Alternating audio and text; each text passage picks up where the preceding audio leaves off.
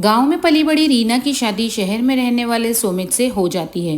रीना अपने पति सुमित और सास सरला के साथ खुशी खुशी रहती है। गरीबी में पली बड़ी रीना एक जुगाड़ू लड़की थी और हर काम में उसके जुगाड़ लगाने से उसकी सास बड़ी परेशान थी। एक दिन सरला अपनी बहू रीना से कहती है, सरला, रीना बहू, देखो तो मैं बाजार गई थी तो ये तकिए के नए कवर लाई हूँ। वो क्या है ना, पुराने वाले फट गए थे। रीना, जानती हूँ माँ जी, इसीलिए मैंने पुराने रखे सभी कवर को जोड़कर नया कवर बना दिया। सरला, ओह अच्छा, मैं तो भूल ही गई थी कि मेरी बहू तो जुगाड़ू है। वो हर चीज़ में कोई ना कोई जुगाड़ लगा ही लेती है। अच्छा, अब इन नए कवर को अलमारी में रख दें, कोई मेहमान आएगा तब निकाल लेंगे।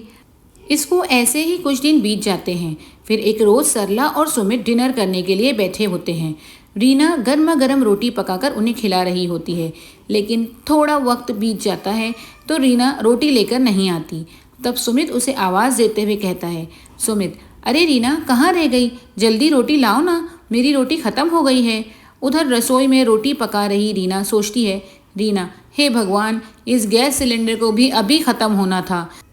उधर माँ और सुमित जी रोटी का वेट कर रहे हैं। अब यूं आधे पेट उन्हें उठाना सही नहीं होगा। सोच रीना सोच, अपना ही कोई जुगाड़ सोच फिर से। इतना कहकर रीना छत पर रखी कुछ लकड़ियाँ ले आती है। फिर 4 ईंटों का चूल्हा बनाकर उसमें रोटी सेकती है और फिर गर्मा गर्म रोटी पकाकर सबको खाने को देती है।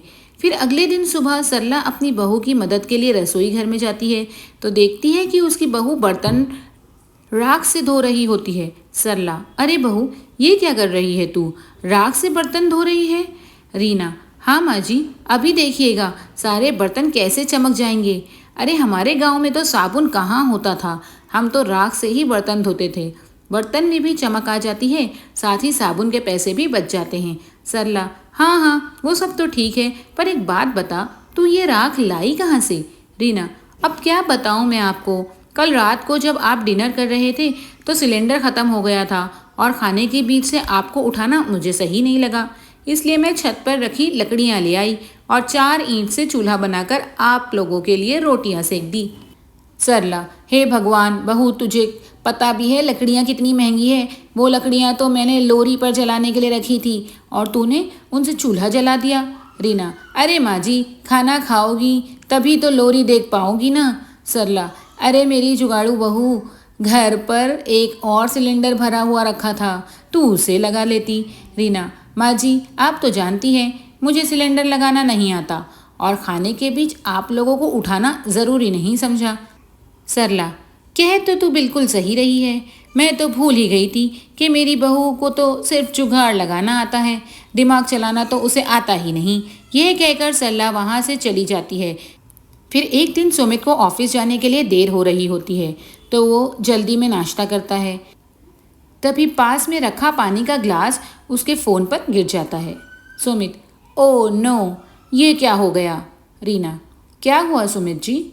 सुमित, मेरे फ़ोन में पानी चला गया और अब ये 1 हफ्ते के लिए बंद हो जाएगा। मेरी तो मीटिंग थी, साथ ही मुझे अपने क्लाइंट्स को कॉल भी करना था, कुछ समझ में नहीं आ रहा कि क्या करूं।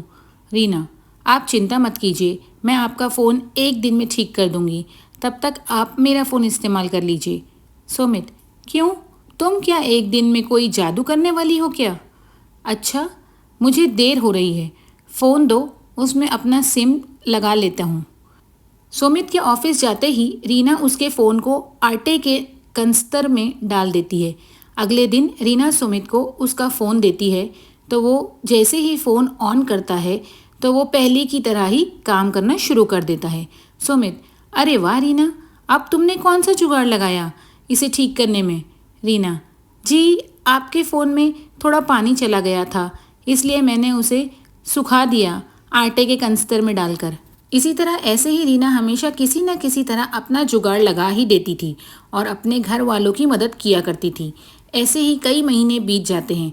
फिर एक दिन सरला मच्छरों को भगाने के लिए कछुआ छाप का धुआं सारे घर में कर देती है, जिससे कि सुमित का गला बंद हो जाता है और वो कुछ बोल ही नहीं पाता।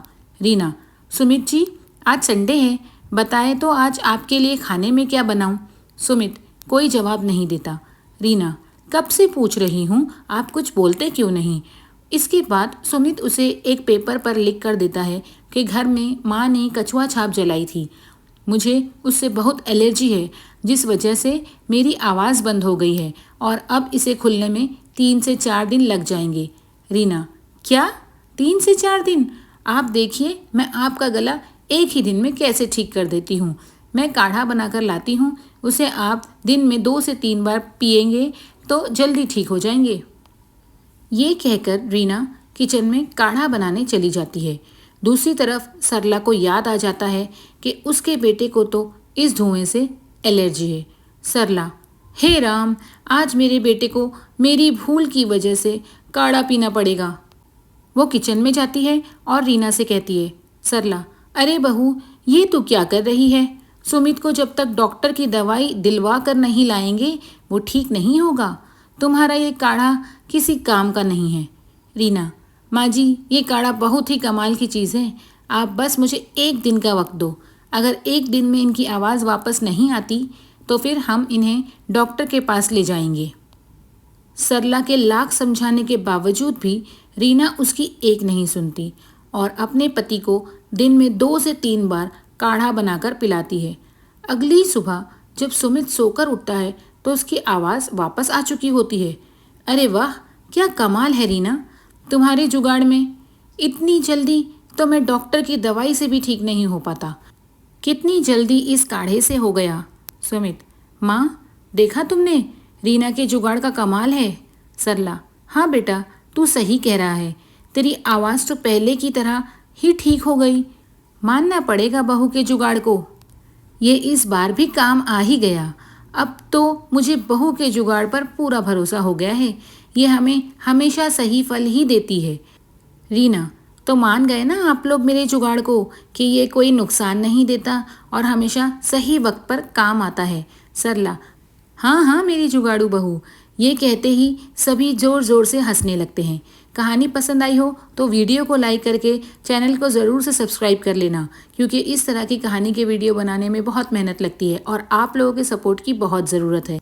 तो जल्दी से बेल बटन दबा दीजिए ताकि इस तरह की अच्छी अच्छी कहानियाँ आप तक सबसे पहले पहुँचे।